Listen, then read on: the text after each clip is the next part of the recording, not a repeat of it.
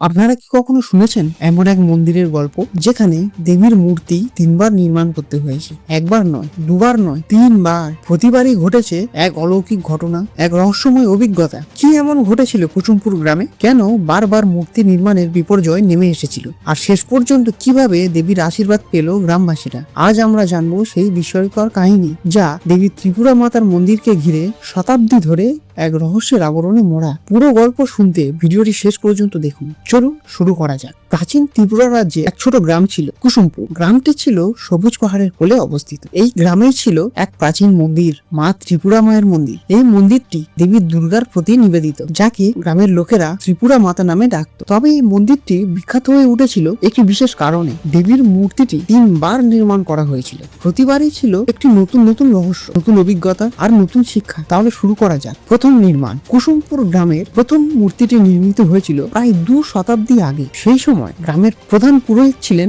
শ্রী ধ্রুবাচার্য। স্বপ্নে দেবী দুর্গা তাকে একটি মূর্তি স্থাপনের নির্দেশ দেন। তিনি রাজ্যের শ্রেষ্ঠ শিল্পীদের নিয়ে একটি বিশাল মূর্তি তৈরি করা। মূর্তিটি স্থাপিত হলে গ্রামের মানুষদের মধ্যে আনন্দের বন্যা বয়ে। সবাই বিশ্বাস করেছিল দেবীর আশীর্বাদে তাদের গ্রামের সমৃদ্ধি ও শান্তি ফিরে আসে। কিন্তু মূর্তি স্থাপনের পর থেকেই অদ্ভুত ঘটনা ঘটতে শুরু করলো। মন্দিরের আশেপাশে রাতের বেলা কান্নার আওয়াজ শোনা যেত। গ্রামের লোকেরা দেখতে পেত মূর্তির চোখ থেকে মাঝে মাঝে অশ্রু গড়িয়ে পড়ছে। এইসব অলৌকিক ঘটনা পরপরই গ্রামে একের পর এক বিপর্যয় ঘটতে শুরু করলো। প্রথমত শস্য ক্ষেত্র নষ্ট হয়ে গেল, পশুগুলো সব অসুস্থ হয়ে পড়লো এবং কয়েকজন প্রবীণ মানুষ হঠাৎ করেই মারা গেলেন। ভীত সন্ত্রস্ত গ্রামবাসীরা মনে করলো মূর্তিতে কোনো ভুল হয়েছে, আর তাই দেবী রুষ্ট হয়েছে। তারা মূর্তিটি সরিয়ে ফেলার সিদ্ধান্ত নেয়। তারপরে চলে এলো দ্বিতীয় নির্মাণ। প্রথম মূর্তি সরানোর কয়েক বছর পর গ্রামে নতুন জমিদার শ্রী বিষ্ণুকান্ত ক্ষমতায় আসে। তিনি ছিলেন দেবীর অগাধ ভক্ত। তিনি বিশ্বাস করতেন যে যদি সঠিকভাবে পূজা অর্চনা করা হয় তবে দেবী ত্রিপুরা তাদেরকে রক্ষা করবেন। জমিদার নিজের উদ্যোগে নতুন মূর্তি নির্মাণের কাজ শুরু করেন। এইবার মূর্তিটি আগের চেয়ে ছোট, কিন্তু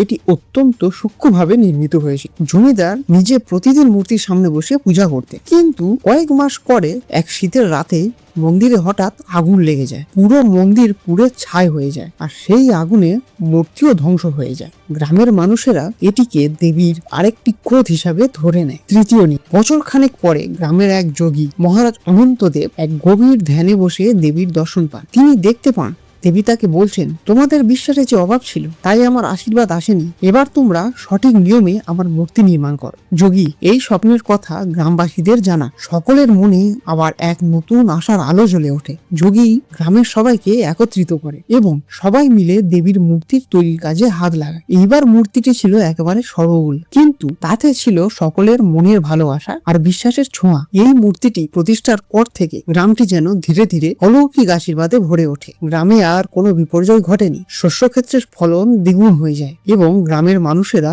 সুখী জীবনযাপন করতে শুরু করে। এই মন্দির ও মূর্তির কাহিনী আজও কুসুমপুরের মানুষের মনে জীবন্ত। এই কাহিনী শুধু দেবী মূর্তি নির্মাণের নয়, বরং এটি মানুষের বিশ্বাস, ঐক্য আর দেবীর প্রতি শ্রদ্ধার এক মহান দৃষ্টান্ত। দেবী ত্রিপুরা মাতা আজও সেই মন্দিরে পূজিত হন, আর মন্দিরের চারপাশে প্রতিদিন নতুন অলৌকিক ঘটনার কথা শোনা যায়। যারা এই কাহিনী শুনতে আসে তারা ফিরে যায় এক গভীর আস্থা নিয়ে।